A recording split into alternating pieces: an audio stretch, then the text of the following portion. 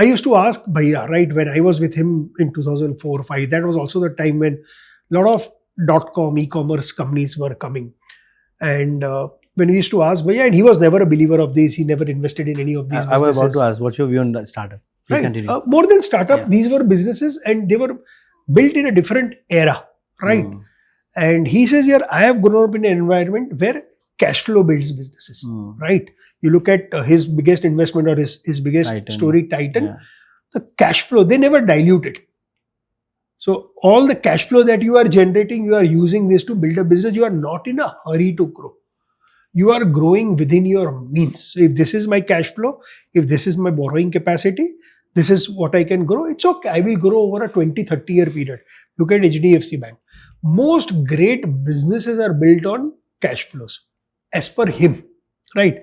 And then you had these e-commerce players who came, classic amongst them being, say, Amazon, who says, boss, I am in a hurry. I am in a land grab. So his point was, ultimately, somewhere deep down, both may create value. But whenever we invest, he used to tell us, remember the 4-letter word when it comes to investing, which is risk. So when you invest, you look at the risk reward. So in a Titan, the idea was you are playing a low risk, moderate return game. Whereas in Amazon or in India, we had Flipkart, you are playing the high risk, high return game. Again, if you have a capital and a mindset to play that game, you play that game.